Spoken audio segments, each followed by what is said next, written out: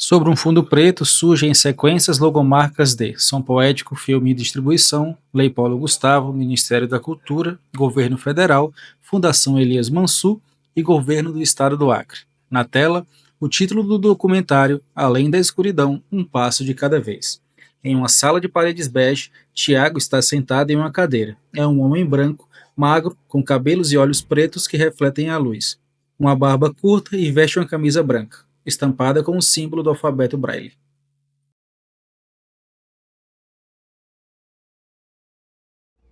Sou pessoa com deficiência visual, né, de nascença.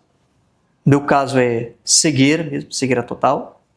É importante a gente ressaltar que a deficiência visual se classifica em baixa visão, né, e cegueira. Baixa visão, para as pessoas entenderem uma linguagem mais informal, é aquelas pessoas que enxergam pouco. Aquelas pessoas que não enxergam 100%. No meu caso, eu sou cego total. Eu sou cego. Francisco Wellington, homem pardo, de cabelos curtos e grisalhos, usa óculos, está sentado em uma sala com um grande armário de livros ao fundo. Tem uma amiga minha que fala que a gente precisa dar um salto quântico na vida. E eu saltei do meu individualismo para as causas sociais, para a busca por algo para a coletividade, a partir do momento em que eu reconheci a minha identidade de pessoa com deficiência. Quando em 2005 eu tive complicações de saúde e o meu nervo óptico atrofiou, e eu fui gradativamente perdendo a função visual, ficando com apenas 10%, eu procurei uma reabilitação. Porque eu já era casado, 2 filhos na época, e eu tinha a perspectiva, enquanto provedor, de dar maior qualidade de vida, né? E eu só tinha o ensino fundamental na época. Então eu procurei ascender socialmente através dos estudos, mas, paralelo a isso, eu procurei me reabilitar para ser inserido socialmente. Jean Aquino, homem branco, óculos escuros, boné marrom, camisa cinza e calça jeans. Segura um violão e está em uma sala com estantes de livros.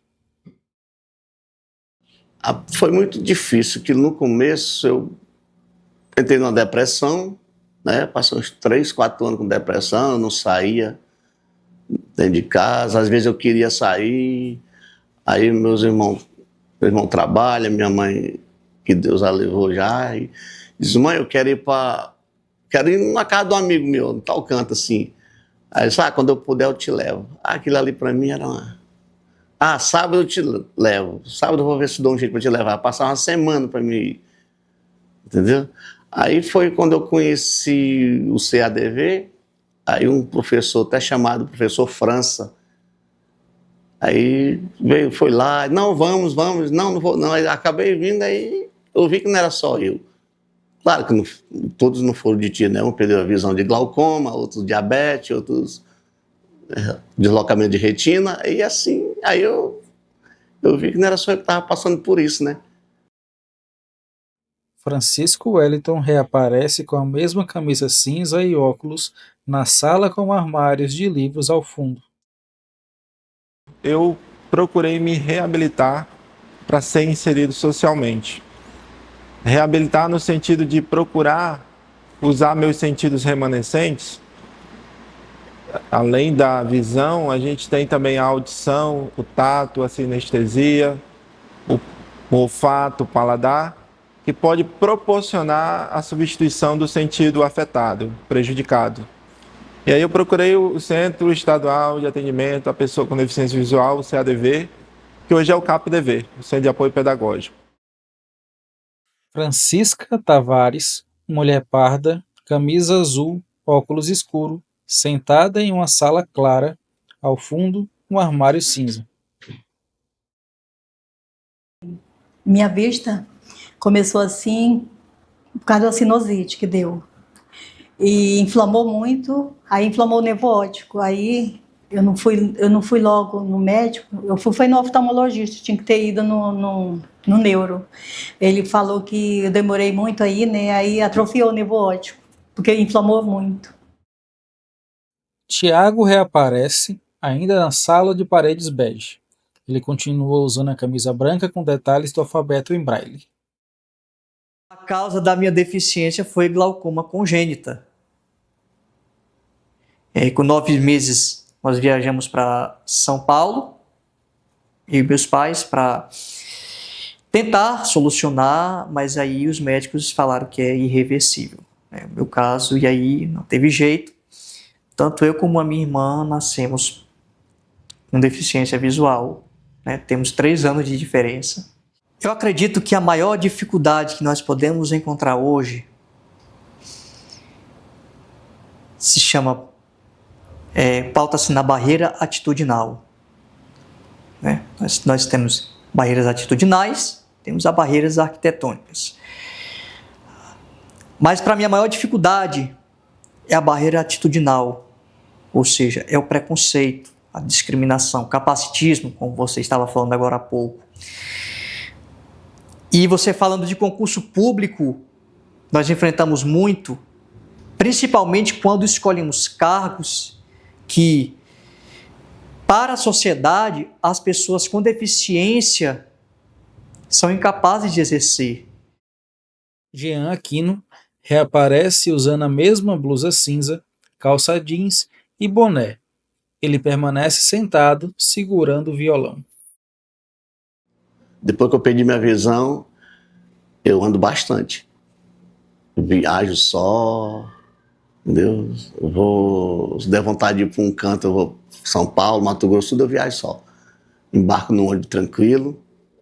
E não só eu, como tem muitos também. E andar na cidade eu ando bastante. Eu só não ando assim nos bairros novos, né, que eu não conhecia.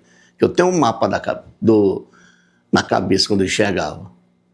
Aí esses bairros mais veteranos, antigos, eu ando tudinho. Não ando todo, né, mas eu sei me localizar bastante. O problema é não ter medo. É perder o medo. E porque o problema também, não todos começam de dentro de casa. Entendeu? Que a família segura muito, protege. Esse proteger muito é onde a gente está perdendo. Entendeu? Que, eu tenho medo de meu filho sair, eu tenho medo de cair num buraco, eu tenho medo de o carro bater. A gente não pode pensar nisso. Porque a gente tem que, né, viver do jeito que é para ser. Não ficar dentro de casa, que você ficando dentro de casa só, você fica estrufia os ossos. Porque prender muito a família, isso é bom para a família, mas para a gente, assim, que é deficiente, não é bom. E quando a mãe e o pai for, como é que a pessoa vai sobreviver? De sair, de querer ir no mercado, querer ir comprar uma roupa, pegar um ônibus, querer dar uma passeada. Isso para mim é normal e para os outros amigos também. Mas tem muitos que ainda não é, porque capacitismo é dentro de casa, né? Durante a narração, são exibidas cenas de homens com deficiência visual, que caminham com auxílio de bengalas.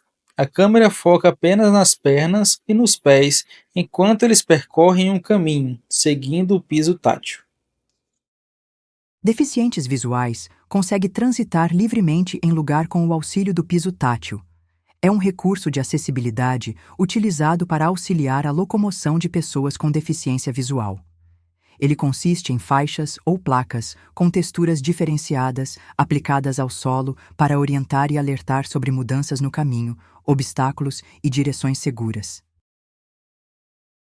Francisca Tavares ressurge, vestindo a camisa azul e usando óculos escuros. Foi difícil. Quando eu fiquei assim, logo quando eu fiquei, para mim o mundo tinha acabado. Para mim as pessoas iam rir de mim. Ela ficou desse jeito. E eu ri, falar, entendeu? Mas não foi nada disso. Logo eu conheci aqui, né, o centro. E aí eu vim para cá. Aí eu vi que não era só eu assim, né? Aí eu até Passou mais aquela ansiedade, eu era muito ansiosa também. Aí acabou tudo aquilo. Ficou bem. Os desafios é tipo assim, porque aqui a gente tem a aula de orientação à mobilidade para andar sozinho. Eu andava sozinha, porque eu fiz meu 2º grau, eu ia sozinha lá pro SEJA. Aí agora eu não consigo mais andar sozinha, porque assim, tipo, eu fico nervosa, entendeu? Aí eu fui no médico de novo e agora deu catarata. Não sei se é por causa disso, né? O vulto ficou menos, diminuiu. Aí eu não consigo mais andar só, eu ando só com a minha neta. Ela que me traz até aqui. Aí é assim. E em casa, para mim, para as coisas que eu acho difícil, é no fogão, na cozinha. No fogo, eu tenho muito medo. Porque aconteceu muitas coisas, assim, de eu derrubar a panela, cair assim no chão a comida, entendeu? Mas assim, lavar roupa, arrumar a casa, tudo eu faço. Eu tenho mais medo só no fogão, que é difícil. Eu aprendi que pessoas totalmente cegas, né, sem nenhuma visão, sem nenhum grau de visão, elas estavam tendo condições de se relacionar socialmente, trabalhando, estudando, namorando, casando, se locomovendo pela cidade. E eu ainda na época era andante, né, andava com a bengala branca, né, mesmo sendo baixa visão. E aí eu procurei ter essa atitude de me reconhecer dentro da minha reabilitação enquanto pessoa com deficiência, e aí pensar que precisávamos nos organizar socialmente para então pontuar para a sociedade que existia e ainda existe a necessidade de adaptarmos ou criarmos condições de acessibilidade para as pessoas com deficiência visual acessarem os mais diferentes espaços na sociedade. Desde a própria casa até os espaços públicos de uso coletivo. Ou até mesmo privados de uso coletivo, né? Eu fiz um concurso para assistente de administração, assistente administrativo. Para você ter ideia. Na UFAC, e quando você passa na UFAC, você passa por uma perícia médica, onde você é examinado por 3 médicos. Teve 2 médicos que não queriam que eu exercesse o cargo, porque achavam que eu não tinha capacidade de exercer o cargo. Então, assim, é muito complicado quando você trabalha ou quando você olha para uma sociedade que ainda assim, hoje, resiste. Eu não vou aqui estar jogando pedra, mas muitos sim resistem em contratar pessoas com deficiência visual para o mercado de trabalho. E muitas vezes, quando contrata, é para funções como secretário, atendente. Muitos acreditam que pessoa com deficiência visual não pode, por exemplo, ser um promotor, não pode ser um advogado, não pode exercer, enfim, qualquer profissão que ele almeja exercer. E a palavra-chave que eu uso sempre quando eu vou responder perguntas como essas é superação. A pessoa com deficiência ela tem que se superar. Enquanto a narração segue, cenas sequenciais mostram pessoas com deficiência visual usando seus celulares. As mãos de cada uma deslizam sobre as telas com habilidade e concentração, conectando-se ao mundo digital de forma independente e poderosa. No mundo digital, a visão parece ser um elemento essencial. Mas e se a tecnologia pudesse falar? Para milhões de pessoas com deficiência visual, o talkback e o voice-over é essa voz que transforma toques em palavras e gestos em acessibilidade. A chave para a acessibilidade digital está nas ferramentas desenvolvidas para auxiliar os deficientes visuais. entre elas, os leitores de tela, softwares que convertem texto em áudio e permitem a navegação por comandos de voz e atalhos do teclado. A acessibilidade digital ainda enfrenta desafios, mas os avanços tecnológicos e a conscientização sobre inclusão estão tornando o mundo digital mais democrático. A tecnologia assistiva não é apenas uma ferramenta, mas um instrumento de empoderamento. O futuro é acessível e a inclusão digital beneficia a todos. Essa necessidade de ter oportunidade das pessoas com deficiência exige que os espaços sejam acessibilizados e que barreiras físicas e atitudinais caiam, sejam derrubadas. E isso tem prejudicado consideravelmente a ascensão, a saída do ostracismo de outras pessoas. Eu falei que várias pessoas se juntaram a nós, mas inúmeras outras, um número considerado muito maior, ainda permanecem em suas residências, porque a família superprotege ou ignora o direito dela de conviver socialmente e de ascender também socialmente, ora porque as políticas públicas ainda não foram pensadas, elaboradas e tampouco executadas em prol também dessas pessoas que merecem alguma acessibilidade. Por exemplo, a gente tem sinais sonoros nos semáforos, né? Nas travessias, nas faixas. Existe isso, existe essa tecnologia assistiva nos semáforos. E existe essa necessidade da gente ter semáforos sonoros, com avisos sonoros em todas as travessias, em todas as faixas que tenham semáforos. Porém, a gente só encontra hoje na cidade de Rio Branco, lá em frente ao CAPDV.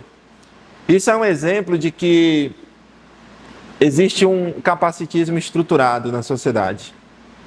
O capacitismo estrutural, onde a gente olha para o nosso redor e percebe o preconceito e percebe também a discriminação.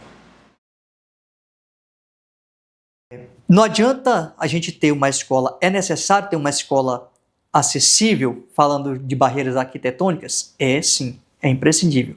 Mas não adianta nós termos uma escola ou uma faculdade ou qualquer outro ambiente acessível, falando de uma maneira arquitetônica, né? Rampas, enfim, piso tátil, no caso para as pessoas com deficiência visual. Mas não adianta a gente ter tudo isso se nós temos pessoas que não estão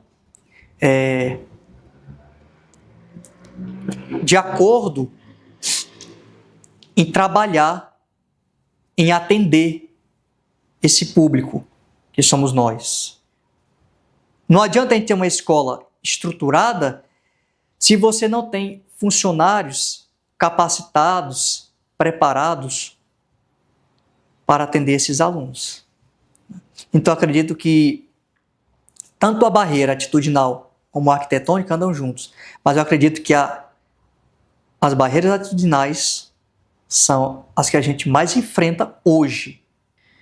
Então, é preciso a gente conscientizar essas pessoas e mostrar que nós temos capacidade e habilidades também para exercer qualquer função, desde que a empresa forneça suporte, porque tem isso também. A empresa precisa oferecer suporte, precisa oferecer acessibilidade para que a pessoa possa trabalhar.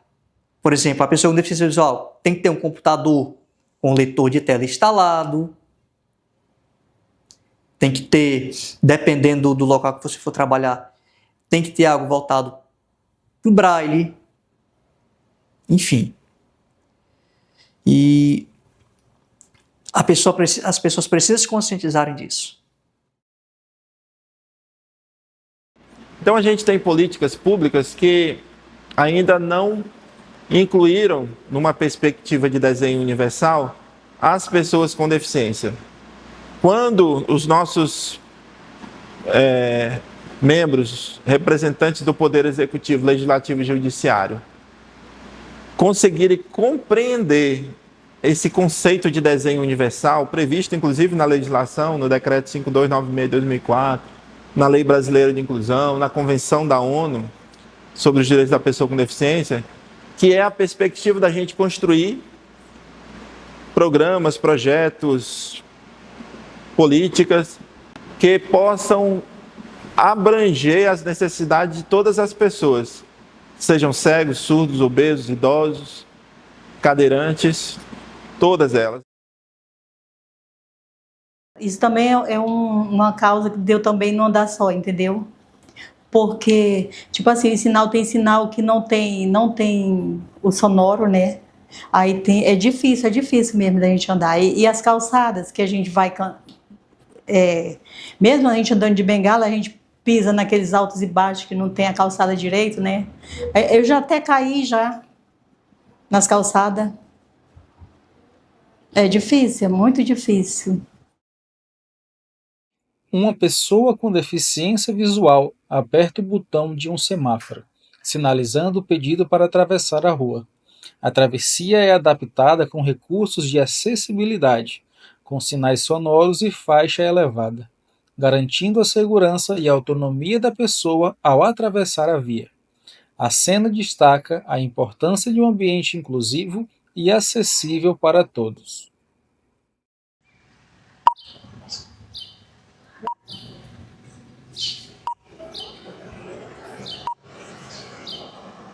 Travessia com auxílio sonoro solicitada. Aguarde.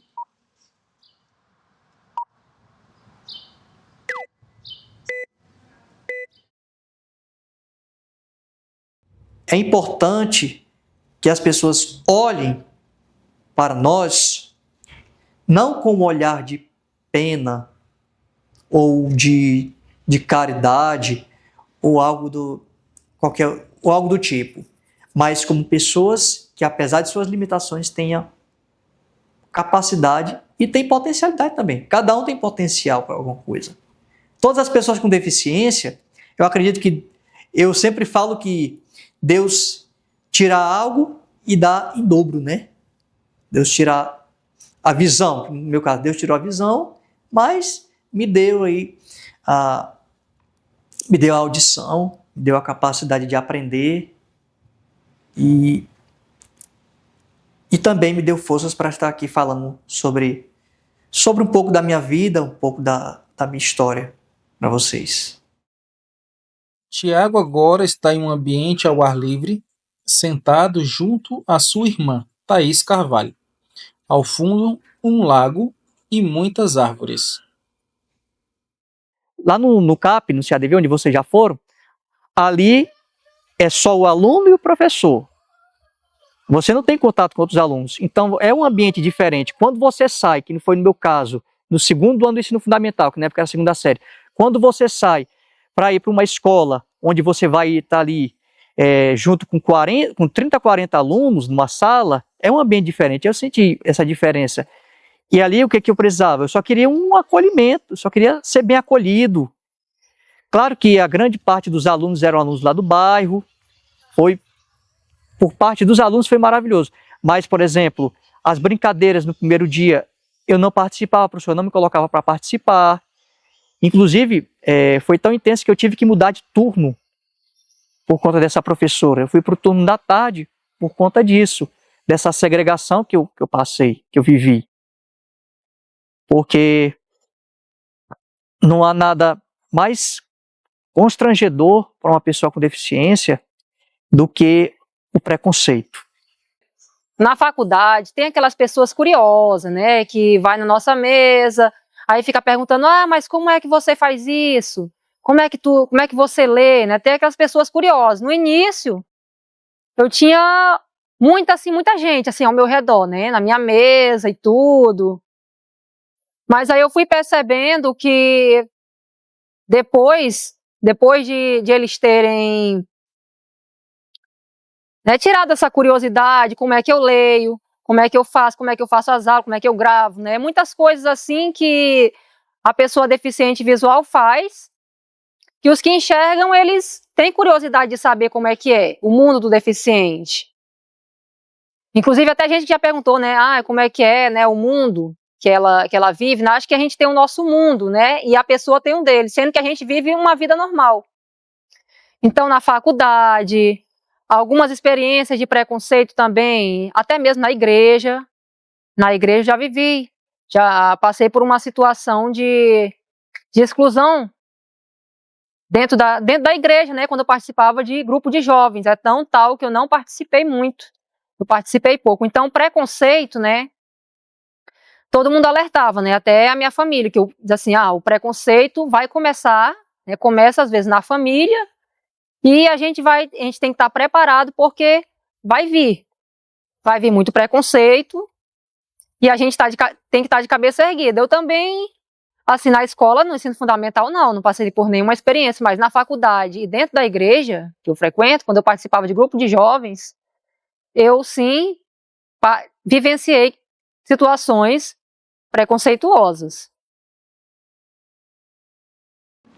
Eu penso que o caminho para a humanidade evoluir socialmente, mas sobretudo espiritualmente, passa pelo reconhecimento das especificidades das pessoas com deficiência e o tratamento para com elas mudar no sentido de integrá-las, incluí-las socialmente e haver um movimento fraterno na sociedade para que elas todas se vejam não nessa estrutura corporal, não a partir dessa estrutura corporal que o homem carrega, mas a partir do que ele carrega dentro, né, da sua essência. Ter deficiência visual e também física, ser usuário de cadeira de rodas, é apenas uma característica humana que não define o sujeito enquanto pessoa. O que me define enquanto sujeito, enquanto pessoa, é toda a minha história de vida, é tudo aquilo que eu faço e contribuo para a sociedade. Perceba que eu não estou colocando como valor maior a minha capacidade física, mental e sensorial. E como mensagem final desse momento aqui, é assim, dizer para a sociedade, para todas as pessoas, que enxergar as pessoas com deficiência com outro olhar, em um olhar mais fraterno, humano, sensível, com empatia, vai ser algo fundamental. É algo fundamental para a evolução da humanidade. Nós, pessoas com deficiência, eu falo por mim, nós precisamos nos superar. Superar, porque não adianta só a sociedade fazer a parte dela. A sociedade somos nós. Sociedade somos nós. Não adianta eu muitas vezes dizer, fulano tem que acabar com o preconceito. Mas isso tem que começar a partir de nós. Isso tem que começar a partir de nós. Porque, infelizmente, nós, pessoas com deficiência, nós somos muito acomodados. Claro que tem casos e casos, mas essa é a verdade, nós somos muito acomodados. Então acredito que se a gente começar mesmo a sair para as ruas, a estudar, mostrar para a sociedade que apesar das nossas limitações nós temos capacidade, acredito que seria um bom caminho andado. E por outro lado, a sociedade iria nos respeitar, porque nós estávamos ali mostrando que temos capacidade, e aí as duas partes, né, ficariam De acordo. Durante a narração, passam cenas sequenciais. Jean Aquino toca seu violão, Francisca Tavares aprende a usar o soroban, Francisco Wellington, agora com camisa salmão e calça jeans, reflete em uma sala de paredes brancas. Tiago faz exercícios na academia, depois ensina soroban em sua sala e interage com um aluno no refeitório. Por fim, Tiago trabalha no computador no Instituto Federal do Acre.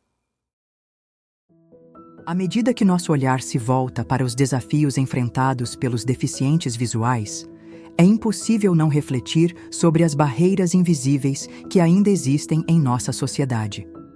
Eles não são apenas pessoas que enfrentam a dificuldade de enxergar, mas sim seres humanos que, todos os dias, lutam contra um sistema que muitas vezes ainda não está preparado para atendê-los de maneira plena e inclusiva.